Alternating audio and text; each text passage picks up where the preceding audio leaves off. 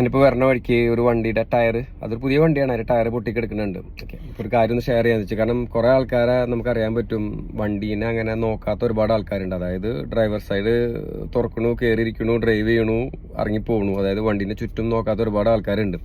വല്ലപ്പോഴും ഒന്ന് ഫോൺ വിളിക്കുമ്പോഴോ അല്ലെങ്കിൽ വെറുതെ ഒന്ന് ഇറങ്ങിക്കഴിഞ്ഞാൽ വണ്ടീനൊന്ന് ചുറ്റോട്ട് നോക്കണത് നല്ലതാണ്. ഓക്കെ, കാരണം ഇപ്പോൾ വണ്ടിയുടെ പൊടി തട്ടുന്ന ആൾക്കാരൊക്കെ ഉണ്ടെന്നുണ്ടെങ്കിൽ, അല്ലെങ്കിൽ സ്വന്തമായിട്ട് വാഷ് ചെയ്യണവരുണ്ടെങ്കിൽ ഈ പ്രശ്നം വരുന്നില്ല. ഇപ്പം അങ്ങനെ അല്ലല്ലോ. ഇപ്പോൾ വീട്ടിൽ വന്ന് വണ്ടി വാഷ് ചെയ്തിട്ട് കിടക്കണ കാരണം കൊണ്ട് അത്ര പോലും വണ്ടിമേലേക്ക് നോക്കണില്ല. ആൾക്കാർ നേരെ കയറി ഇരിക്കുക പോവാ. ഇങ്ങനെ ഈ ചുറ്റിട്ട് നോക്കാൻ പറഞ്ഞെന്ന കാര്യം എന്ന് വെച്ച് കഴിഞ്ഞാൽ, അങ്ങനെ ആകുമ്പോൾ നമ്മൾ വണ്ടി മേലെ സ്ക്രാച്ച് വന്നിട്ടുണ്ടോന്നോ വണ്ടിയുടെ എയർ കുറഞ്ഞിട്ടുണ്ടോന്നൊക്കെ ഈ നോട്ടത്തിൽ അറിയാൻ പറ്റും.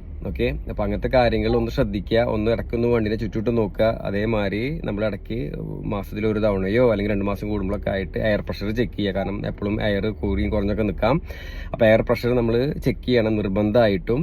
പിന്നെ അതേപോലെ ചൂടുകാലമാണ് വരാൻ പോണത്, കൂളന്റ് അത് നമ്മൾ വണ്ടിനെ ചെക്ക് ചെയ്യണം. എന്താ വെച്ചാൽ ഒത്തിരി പഴക്കം വന്നു കഴിഞ്ഞാൽ റേഡിയേറ്റർ ബ്ലോക്ക് ആയിട്ടോ അതല്ലാന്നുണ്ടെങ്കിൽ വല്ല പൈപ്പ് പൊട്ടിയിട്ടൊക്കെ ആയിട്ട് കൂളന്റ് ലീക്ക് ആവാം. ഈ കൂളന്റ് ലീക്ക് വന്നാൽ പിന്നീട് ടെമ്പറേച്ചർ കയറും, എഞ്ചിനിലേക്ക് പണി കിട്ടും. അപ്പോൾ അതിനേക്കാൾ നല്ലത് വല്ലപ്പോഴും ഈ കൂളന്റ് ലെവൽ ചെക്ക് ചെയ്യുമ്പോൾ, അതായത് ഈ പറഞ്ഞ സമയത്തൊക്കെ നമ്മൾ കൂളന്റ് ലെവൽ ചെക്ക് ചെയ്യുമ്പോൾ ഈ കാര്യം നമുക്ക് അറിയാൻ പറ്റും, നോട്ടീസ് ചെയ്യും. നമുക്ക് ഈ എഞ്ചിന് വരാൻ പോകുന്ന വലിയ കംപ്ലൈന്റുകൾ ഉണ്ടെന്നുണ്ടെങ്കിൽ അത് നമുക്ക് ഒഴിവാക്കാം. സേഫായിട്ട് വണ്ടി ലോങ് ടൈം കൊണ്ട് നടക്കാൻ പറ്റും. കുറച്ച് കാര്യങ്ങളൊക്കെ ഒന്ന് ശ്രദ്ധിക്കുക, ബേസിക് കാര്യങ്ങൾ.